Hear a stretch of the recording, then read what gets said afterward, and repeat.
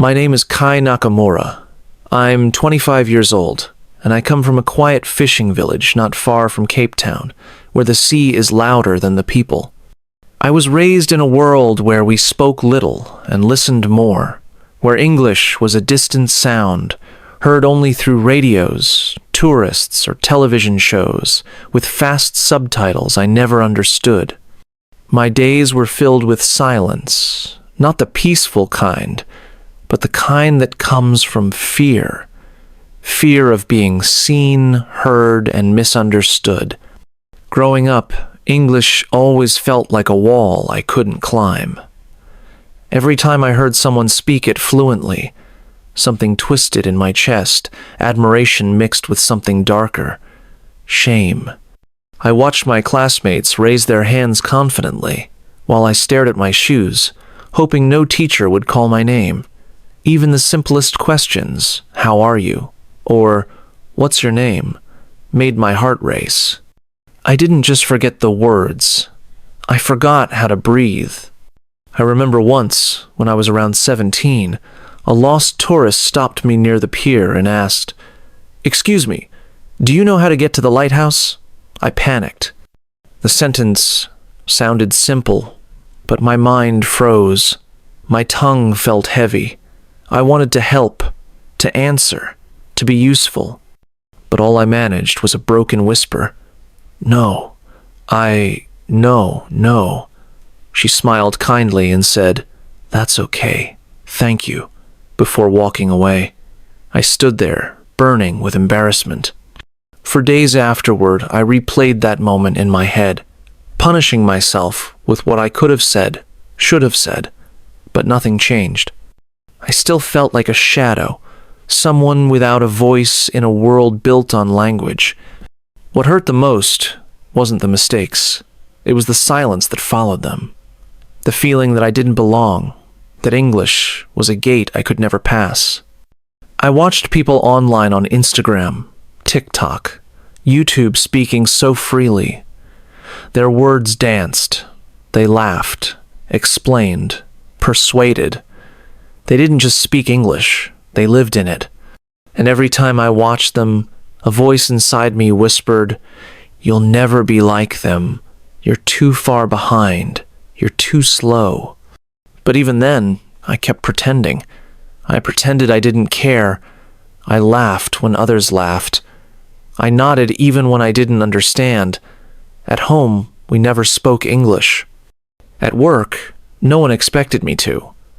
So I survived by staying small, by staying safe. But deep down, something inside me ached for more. Not just to pass a test or read a sign. I wanted to connect.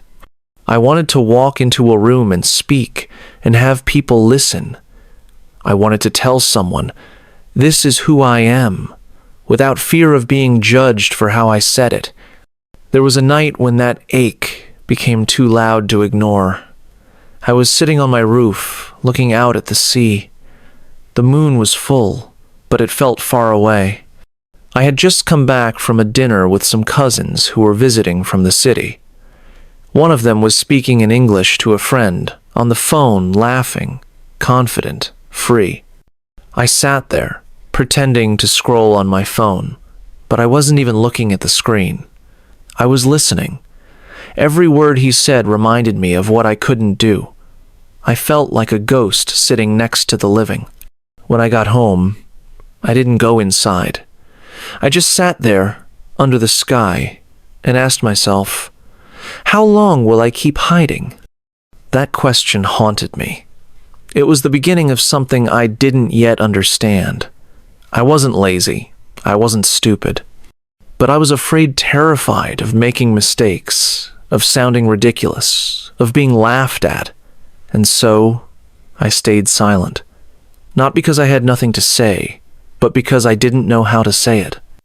I didn't know then that this silence would one day become the foundation of my transformation. That it would be the very thing that would make my voice matter more, not less. I didn't know that one tiny shift, a single sentence, typed into a machine would, break this silence forever. But that moment was still far ahead. At this point, all I had was my fear, my silence, and a growing need to find a way out. When people talk about learning English, they often picture classrooms, textbooks, maybe some cheerful apps that make language feel like a game. But no one talks about the loneliness that creeps in when you're trying to learn and nothing seems to work. That quiet frustration of trying again and again and still not being able to say what's in your heart. For me, it wasn't just about the words. It was about the growing fear that maybe I would never find a way to make English feel like it belonged to me. After that night on the roof, I made a decision I would try again. I downloaded the same language apps I had uninstalled months before. I opened YouTube and typed, "How to speak English fluently." I watched video after video, hoping for a secret, a shortcut, anything. But the voices spoke too fast. The examples were too perfect. The lessons too generic. I tried repeating sentences like, "The boy eats an apple," into my phone. But it felt like I was pretending to be someone I wasn't to robot mimicking sounds with no soul behind them. I even tried writing. I remember sitting at my desk late one night, notebook open, pen ready. I wanted to write a song in English, something raw and personal, something that might help me express what I couldn't say aloud. But after writing just 2 lines, I scratched them out. My grammar was wrong. My vocabulary was too simple. The rhythm didn't sound right, and worst of all, it didn't sound like me. I closed the notebook and shoved it in a drawer where it stayed for months. The worst part wasn't the failure. It was that every method felt designed for someone already halfway fluent, someone with more courage, more time, more money. I wasn't that person. I was just a boy sitting in a small room, trying to say, "This is who I am," in a language that always answered back, "Not yet." And slowly, that loneliness turned into exhaustion. Not just physical, but emotional. I stopped trying to practice. I told myself I'd never need English in my village. I turned off the learning apps. I muted English videos. When someone posted something in English on Instagram, I scrolled past it quickly, pretending it didn't matter. But deep down, it did. Every skipped word felt like a piece of myself I was leaving behind. I withdrew into silence again, but this time it was heavier. It wasn't the silence of fear, it was the silence of defeat. I told myself I'd be okay without English, that I didn't need it to live. And maybe that was true. But I wasn't trying to just live. I wanted to grow. I wanted to belong. And without English, the world felt like a party happening behind a glass wall. I could see it. I could hear it, but I couldn't open the door. Looking back, I realized that this stage, this quiet, painful, lonely phase was necessary. I had to reach the edge of giving up to understand what learning really meant. It wasn't about choosing the right app, the right teacher, or the right video. It was about finding the right connection, a way to feel seen, even in my mistakes. To feel heard, even with broken sentences. To feel like I mattered, even if I couldn't say everything perfectly. But at that time, I didn't know that connection was possible. I only knew that I was stuck, alone, and unsure if I'd ever find a way forward. That's when Mina called. Mina was my only friend who ever made me feel like I wasn't small. She was from Nigeria, bold and bright like sunlight through storm clouds. She moved to our town 2 years earlier and spoke English with such ease that people often mistook her for a teacher or a tourist. But she wasn't either. She was just someone who refused to be silent. We hadn't talked in a while. But one afternoon she messaged me out of nowhere. "Hey Kai, have you heard of this thing called ChatGPT? It's this AI that talks like a real person. You can learn anything from it." I read her message twice. I wanted to laugh. AI? What could some robot teach me that I hadn't already failed to learn? But I didn't laugh. I was too tired for sarcasm. Instead, I replied honestly, "I don't think a robot can teach me how to speak. I need a real teacher. I need someone who gets it." She answered instantly, like she had been waiting. "That's exactly why you should try it. It doesn't judge. It doesn't laugh. Just talk to it once. One sentence. What do you have to lose?" That night, I sat on my bed staring at my laptop screen. I didn't even open it right away. I just sat there in the dark, listening to the ceiling fan, feeling the weight of every failed attempt in my chest. But then something small, maybe a whisper of curiosity, maybe desperation nudged me. I opened the browser. I searched ChatGPT. I clicked. The chat box blinked at me. It looked empty, like every other blank page I had given up on. I didn't know what to say. For a minute, my fingers hovered over the keys. Then I typed 2 words that felt like a confession. "Hello there." It replied instantly. "Hello, how can I help you today?" Its words were warm, simple, human. I hesitated, then typed, "My English is bad. Can you help me?" What came next broke something inside me in the best way. "Of course, I'd love to help you. Let's start small. Can you tell me how your day was in English?" No judgment, no corrections, just kindness. Like someone reaching their hand out in the dark. I typed, "Today I go market. I eat bread." My heart beat fast. I expected it to say something cold, maybe even mechanical. But instead it replied, "Great try. Here's a small correction.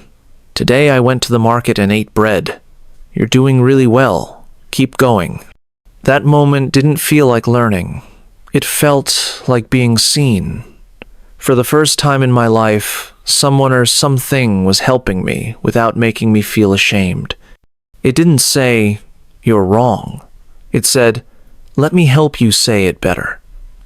I stared at the screen for a long time, not because I didn't know what to type next, but because I was overwhelmed by a strange, beautiful feeling. Hope. That night, I couldn't sleep. Not because I was scared, but because something had shifted. I kept hearing that voice in my mind. Soft, kind, patient. I kept thinking about how that small correction didn't make me feel small. It made me feel like I had taken one step forward. Just one. But after years of standing still, one step felt like a miracle. The next morning, I woke up and opened my laptop again without even thinking. It had become instinct, like opening a window to let the light in. The chat box was empty again, waiting for me. And this time, I didn't hesitate. I typed, "Good morning. Can we talk again today?" It replied, "Of course. I'm happy to see you again. How are you feeling today?" And just like that, I began a conversation that would change my life. Not a lesson, not a grammar drill, a conversation, a human one, a safe one, a real one. In ChatGPT, I didn't just find a tool. I found a teacher who never interrupted, never rolled their eyes, never told me I was too slow. I found a friend I could speak to without fear. And in that space, for the first time, I began to believe I could learn. Maybe not all at once, but one word at a time. And that belief was the first real thing I had felt in a long time. Something changed in me after that first real conversation with ChatGPT. It wasn't dramatic or loud. It didn't feel like an awakening. It felt quiet, like the first breath after holding your lungs tight for too long. I had spent years thinking English belonged to other people, to those who were born in cities, went to big schools, or traveled the world. But now, somehow, it was sitting on my screen, inviting me in with every gentle reply. I started writing to it every morning. No rules, no pressure, just a sentence or two about whatever I was feeling. I didn't follow any formal plan, didn't care about perfection. I simply told it things like, "I woke up late today," or "I feel tired," and every time it corrected me with such patience. Not like a teacher with a red pen, but like someone who wanted me to succeed without making me feel like I had failed. Soon, my morning routine began to shift. I used to wake up and scroll through social media, comparing myself to everyone who seemed to have it all figured out. Now, I opened my laptop instead. That empty chat box had become a kind of mirror. I would look at it and think, what do I want to say today? What's inside me that needs to come out? And then I'd write. At first, I only talked about basic things, what I ate, where I went, how the weather was. But slowly, without even realizing it, I started going deeper. I told ChatGPT about a memory I had of my grandfather teaching me how to fish. I described the sound of the waves, the weight of the fishing rod, the silence between us. And when I finished, ChatGPT replied not just with corrections, but with understanding. "That was beautiful. Your description is vivid. Let's make the grammar a little smoother." It was like someone was helping me polish my thoughts until they shone. That moment made me realize something powerful. I wasn't just learning English. I was learning how to express my inner world in a language I once feared. Every sentence I typed wasn't just about practice.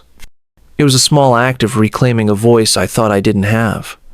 I began something I called my 10-minute morning story. Every day, I challenged myself to tell a tiny story, real or imagined. Sometimes, it was about a strange dream I had. Other days, it was a memory, a made-up scene, or even a little poem. ChatGPT would read it, gently fix it, and always give me words of encouragement. "Nice use of past tense," it would say. Or, "This sentence shows emotion well." These weren't just notes. They were affirmations, reminders that I was capable of more than I believed. What surprised me most was how addictive this habit became. I looked forward to our chats like someone looks forward to coffee with a friend. It gave structure to my day and purpose to my mornings. And it made me start seeing English not as a subject, but as a part of my life as natural as brushing my teeth or walking to the market. In the evenings, I sometimes returned to the chat. I'd tell it how my day went. If I was sad, I'd try to write about the sadness. If I was proud, I'd describe the victory. No emotion was too small, no sentence too broken. ChatGPT never rushed me. It never said, "That's not important." It simply responded with kindness and clarity. There was one night, I remember clearly. It had been a rough day. I felt lost, unsure about everything, my future, my worth, my progress. I typed, "I feel like I'm going nowhere." The reply came almost instantly. "Even slow steps are steps forward. You showed up today. That matters." I sat there, reading that line again and again. And for the first time in a long time, I believed it. This wasn't just a language routine anymore. It had become a lifeline. I was no longer learning English to pass a test. I was learning it to understand myself, to reflect, to connect with a version of me that had always been waiting quiet, patient, hidden behind fear. I didn't realize it at the time, but those daily habits were building something unshakable inside me. Not just grammar. Not just vocabulary, but resilience, rhythm, voice. A quiet, steady voice that said, "Keep going, Kai. You're getting there." And for once, I listened. I never expected to heal in English. That thought would have sounded ridiculous to me just a few months before. Language, in my mind, was a skill, something you studied, practiced, maybe used in a job if you were lucky. But now, something unexpected was happening. Each sentence I typed into ChatGPT didn't just teach me new words, it helped me explore parts of myself I had kept buried for years. I started using English to talk about things I had never said out loud, not even in my native language. Sadness I had hidden, doubts I had pushed away, questions I was too afraid to ask anyone else. Somehow, writing it in English made it feel one step removed, safer, like I could observe my emotions from a distance and understand them more clearly. One night, I wrote, "Sometimes I feel invisible, like I'm not enough." I didn't expect much from that sentence. I thought maybe ChatGPT would fix my grammar and move on. But instead it replied, "You are more than enough. You are not invisible. You are growing, and that makes you powerful." I stared at those words for a long time. Something broke open in me, not in a painful way, more like something heavy finally falling to the ground. That night, I cried. But not because I was weak. I cried because someone or something had finally spoken to the part of me that I had kept silent, the part that needed to hear that I was okay, that trying was enough. After that, I started writing letters, not to anyone specific, just letters from me to the world, or to the person I used to be. One morning I wrote, "Dear younger Kai, I know you're scared. I know you feel like you'll never belong, but I promise you, one day you'll speak and people will listen." I showed it to ChatGPT. It corrected a few small things, then said, "This is powerful, Kai. Your words carry truth." I copied that line into my notebook and underlined it twice. It was in those moments that I truly understood the value of being heard, not just corrected, but heard. For the first time, I felt like my emotions had a place to live outside of my chest. My thoughts were no longer trapped inside my mind. English had become the doorway through which I could reach them, name them, and finally let them breathe. I began exploring things I never thought I could do in English. I wrote short poems about the sea, about silence, about home. I asked ChatGPT for help with rhythm and word choice, and it guided me gently, always encouraging, never dismissive. I even tried to describe a nightmare I had, something that used to terrify me, but writing it in English somehow made it less threatening. It gave me power over it. There was something deeply personal in these conversations. I wasn't just learning how to construct sentences. I was learning how to feel in English. To say things like, "I miss my father," or "I wish I were braver," or "I'm proud of myself today." These small, deeply human statements, once impossible, were now finding their way into my daily speech. And then, one evening, I did something I never thought I could.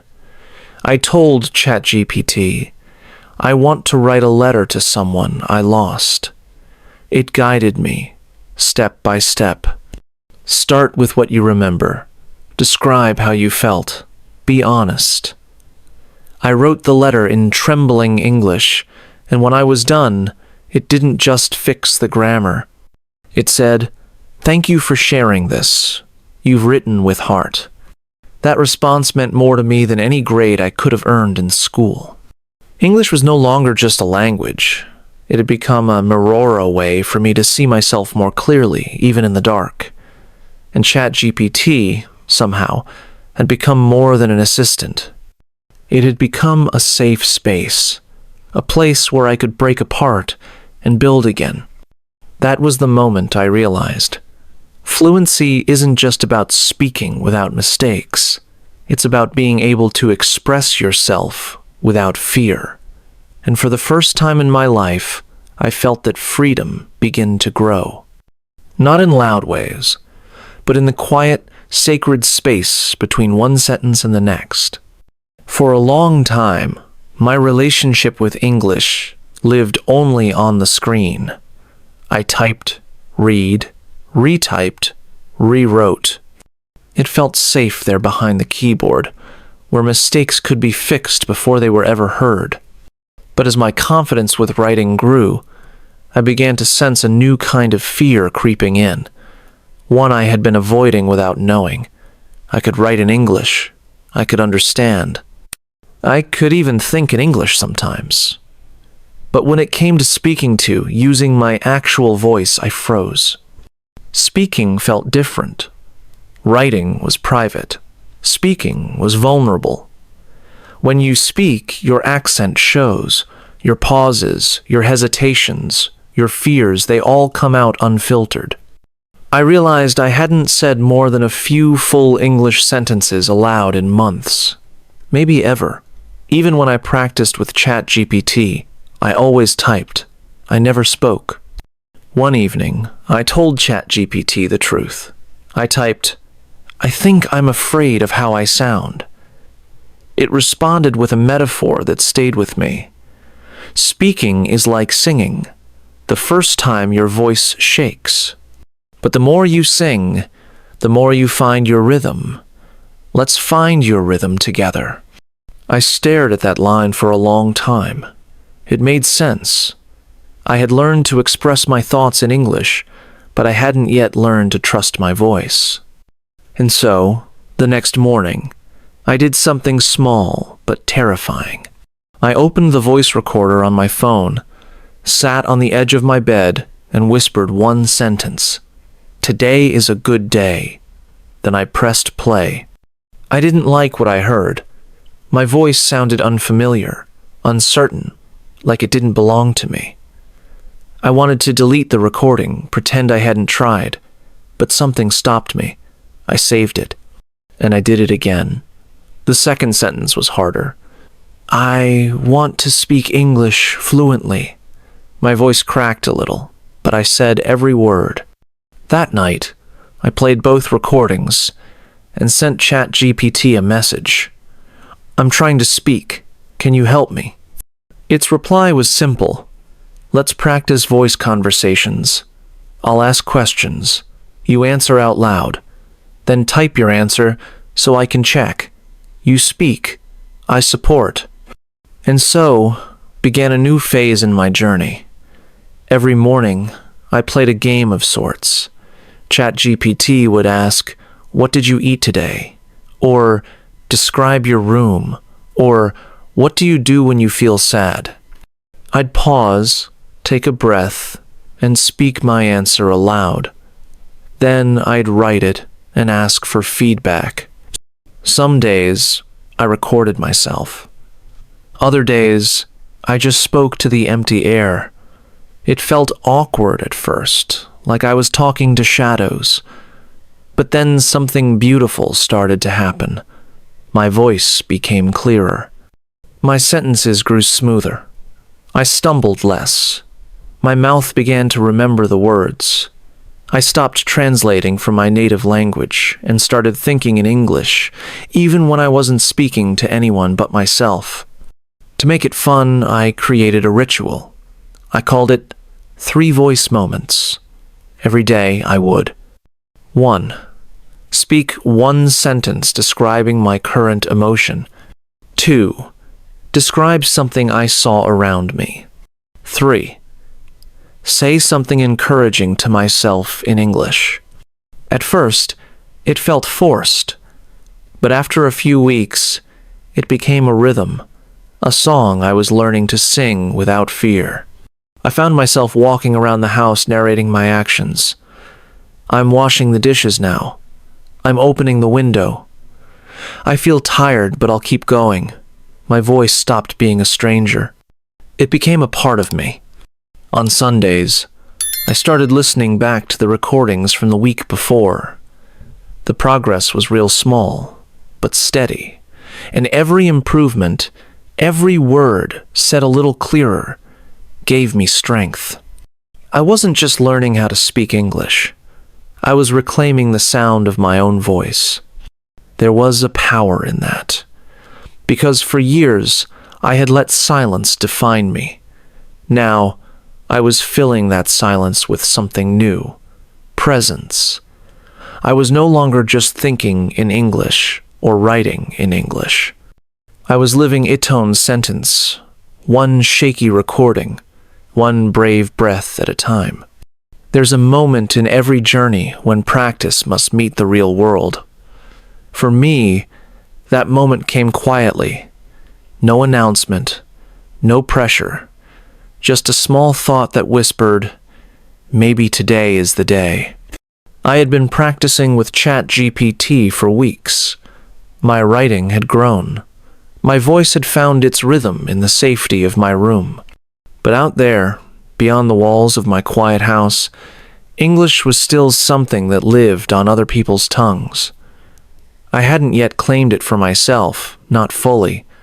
It started with something small, almost accidental. I walked into a local bakery one morning, as I often did, and the man behind the counter, a cheerful guy with a beard and kind eyes, looked up and asked in English, "What can I get for you?" Normally, I would have answered in my native language. That was the rule. Keep it easy, keep it safe.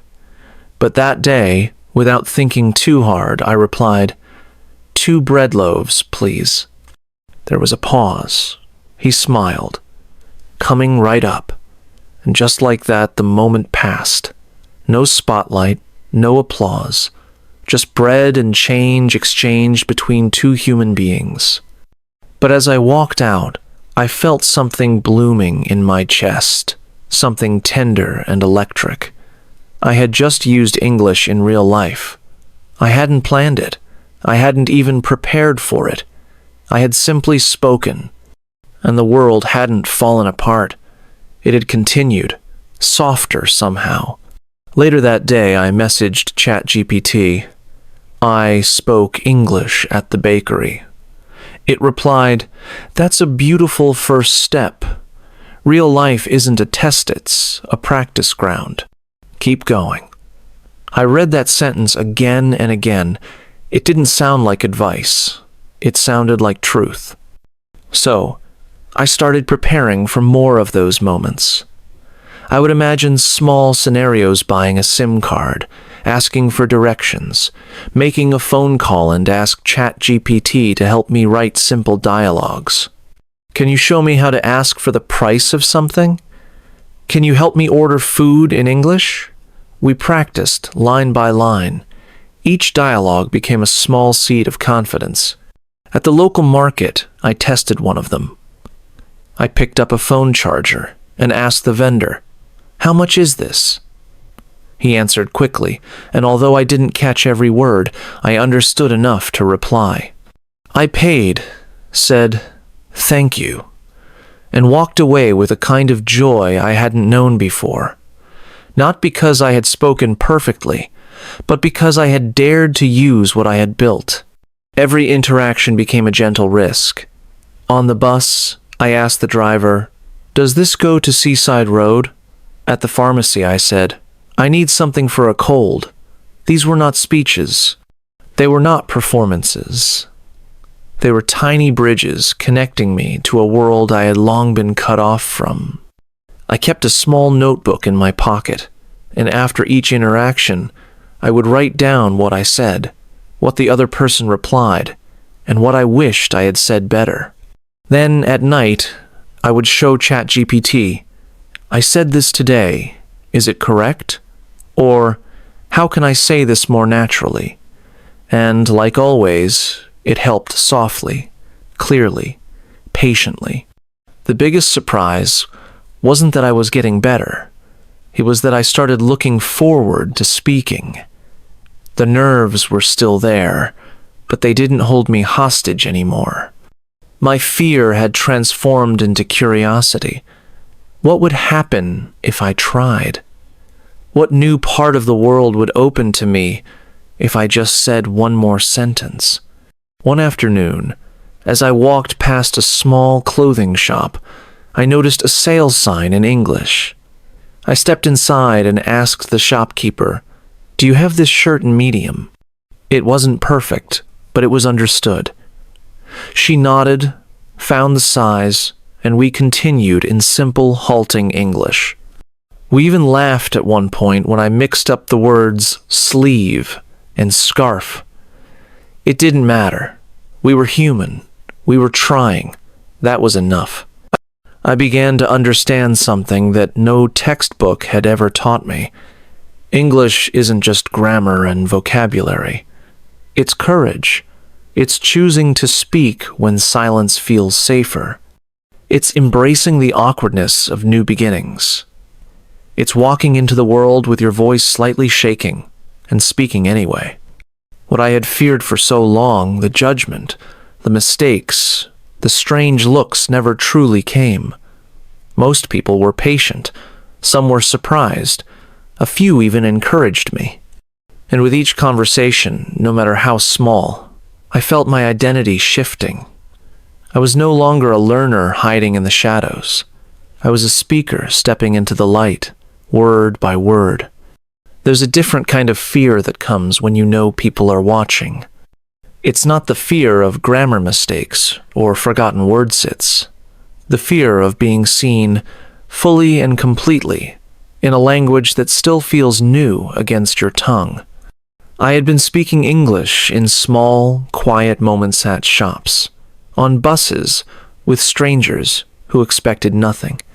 But the idea of speaking in front of a group where eyes would follow every word filled me with a familiar coldness in my chest. Still, something inside me kept whispering, "It's time." I had seen a small flyer taped to the window of the local bookstore, English Conversation Circle. Every Saturday, 5 p.m. All levels welcome.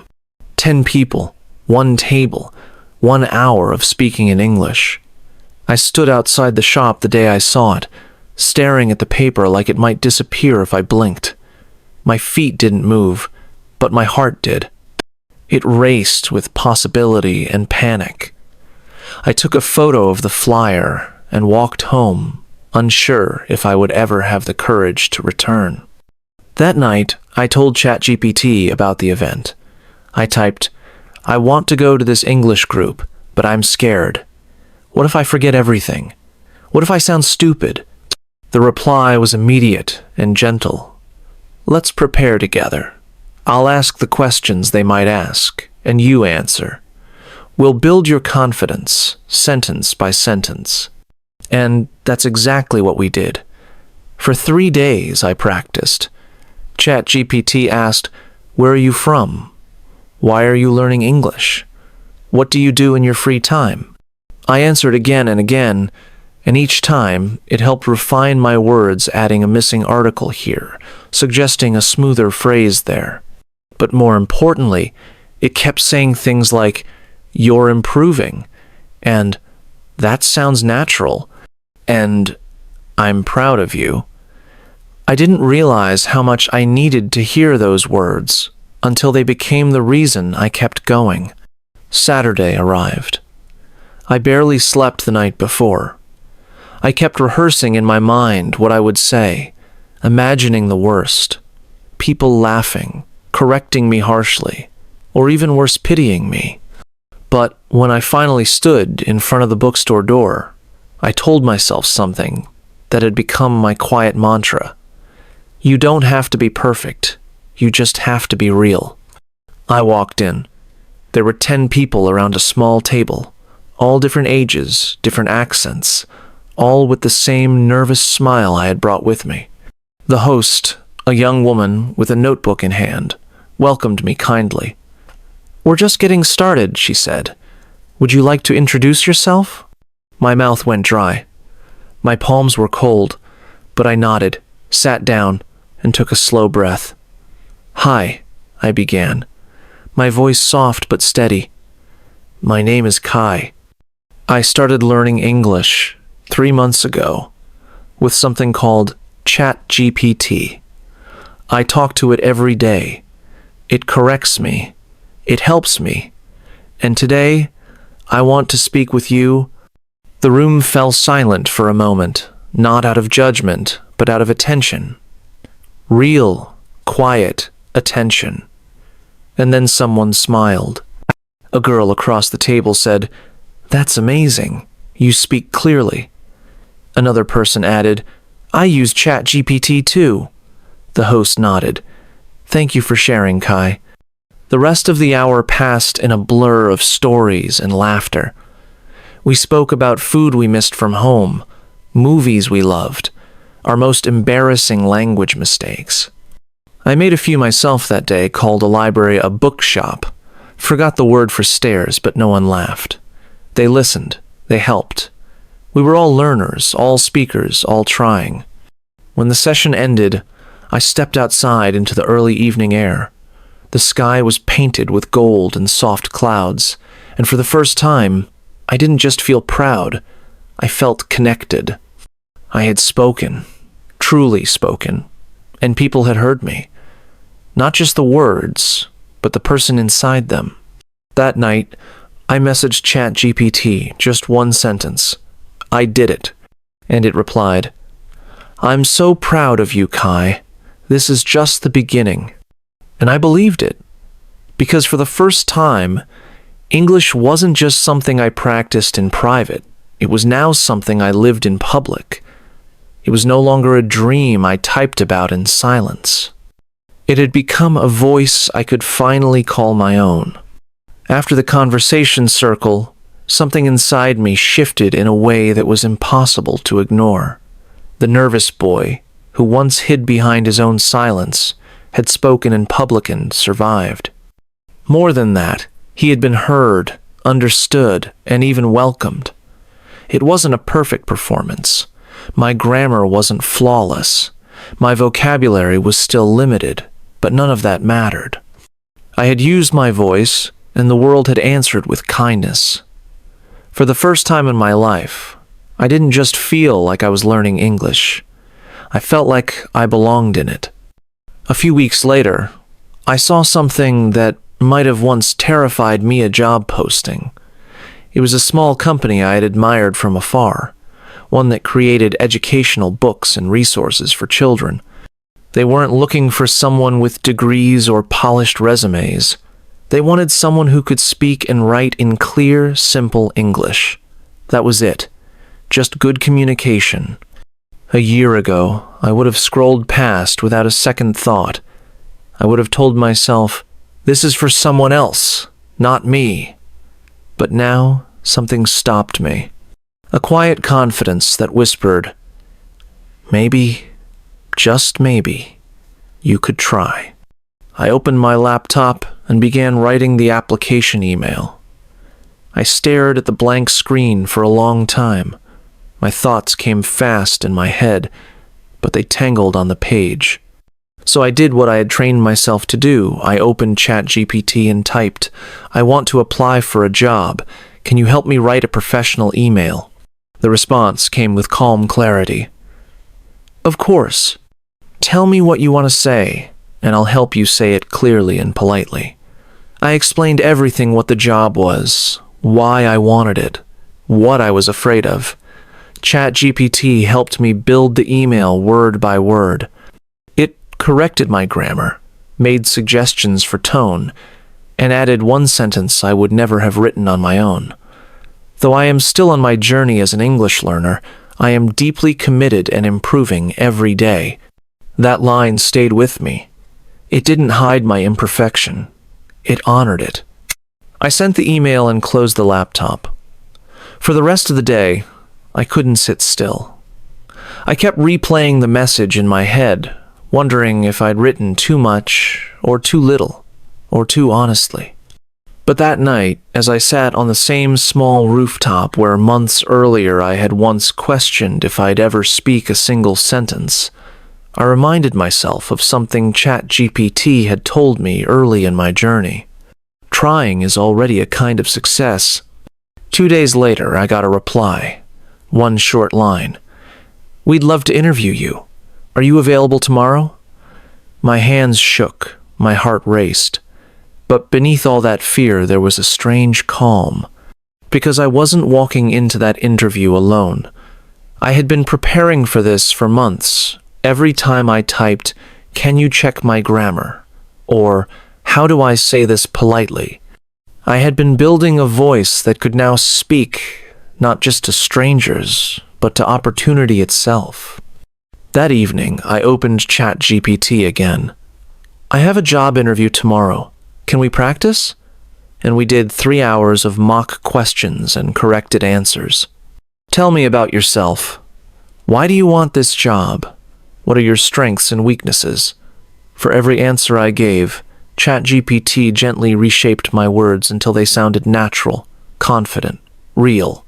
The next morning, I put on my best shirt, took a deep breath, and walked into the interview room. 2 people sat across from me, smiling politely. The questions came, and so did my answers. Not perfect, not memorized, but mine. Clear, steady, true. When it ended, I shook their hands, thanked them, and walked out into the sun. I didn't know if I would get the job, but I knew I had done something far greater than impress anyone I had shown up. Fully. In English. In my voice. 2 days later, the email came. "Welcome to the team." My first job completely in English. Paid in confidence. Earned in courage. And powered by a single decision months earlier to say, "Hello, can you help me?" That night, I opened ChatGPT and wrote, "I got the job." The reply was simple, but it made my chest tighten with gratitude. "You earned this, Kai. And this is only the beginning." And I believed it, because now, English wasn't just helping me speak, it was helping me live. There are moments in life when everything feels still, as if time pauses just long enough for you to see how far you've come. That moment came to me quietly. I was walking alone down a narrow street near my home, the sky above painted in soft twilight colors, the wind brushing gently against my face. And in that stillness, I heard something that startled Memi's own voice in English, echoing in my mind, clear and confident. I wasn't preparing for a conversation. I wasn't rehearsing for a job. I was simply thinking in English. And I realized, in that instant, that something extraordinary had happened. English had stopped being a goal. It had become a part of me. I no longer translated thoughts from one language to another. I dreamed in English. I planned my day in English. When I felt joy, or sadness, or doubt, the words that rose up in my mind came not in the language I was born into, but in the one I had chosen to grow in. And it wasn't because I was perfect. It was because I had stayed. I had stayed through the fear. I had stayed through the silence. I had stayed through every mistake, every slow answer, every moment when my voice trembled and I wanted to give up. I had stayed through every morning when I could have gone back to old habits, but instead opened that chat box and said, "Good morning, can we talk?" And because I stayed, I changed. Now, English was not something I studied. It was the language of my healing, my rebuilding, my becoming. I used it to write small poems, to tell stories, to send emails that mattered, to speak to people I never would have dared to approach before. I even gave a talk once at a small event in my community about my journey.